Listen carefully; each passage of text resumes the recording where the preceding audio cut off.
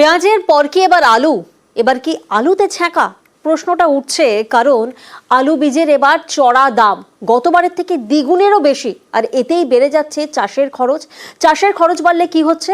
খুচরো বাজারে আলুর দাম বাড়ার একটা আশঙ্কা থাকছে, আর দাম বাড়লে চাহিদা তো কমতেই পারে। তাই চিন্তায় আরামবাগ সহ হুগলির আলু চাষিরা।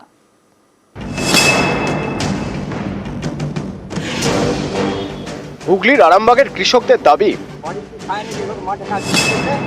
অন্যান্য বছর বস্তা পিছু আলু বীজের দাম থাকতো 1800 থেকে 2000 টাকা। এবছর সেটাই কিনতে খরচ প্রায় 4000 টাকা।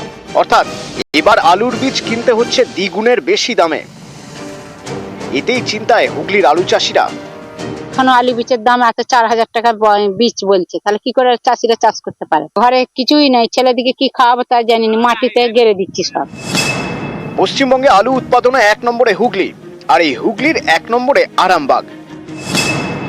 হুগলিতে যা আলু উৎপাদন হয় তার 55% হয় আরামবাগ মহকুমা এলাকায়।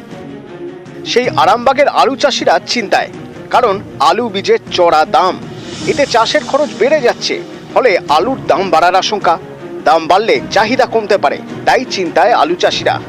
আমাদের চাষিদের আলু যখন ওঠে একটু দাম চড়ে গেলে যেমন নিয়ন্ত্রণ করে, তাহলে এখন সে হচ্ছে এই যে বীজ আলুটা 60টা কালোবাজারি থেকে কিনতে হচ্ছে, এটা কেন নিয়ন্ত্রণ হচ্ছে না?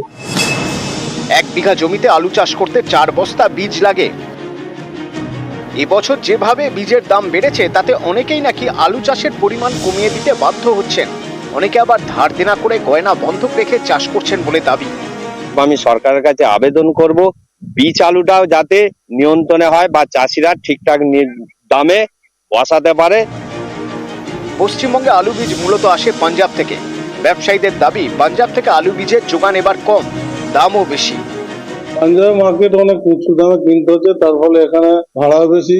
গত বছরের তুলনায় এবছর অনেক মার্কেট উঁচু, বাংলা মার্কেটও উঁচু, তার ফলে পাঞ্জাবের দাম অনেক চড়ে গিয়েছে। আমাদের এখানে চাষিদের যে অসুবিধা হচ্ছে, আমরাও সেই খোঁজ খবরগুলো আমরা আমাদের ঊর্ধ্বতম যারা কর্তৃপক্ষ আছে তাদেরকে আমরা জানাচ্ছি। আলু বীজের ব্যাপারে কোনো রকম কালোবাজারি যাতে না হয় সেগুলো আমরা লক্ষ্য নজর রাখছি। আরামবাগ থেকে শুভদীপ ঘোষ, নিউজ 18 বাংলা।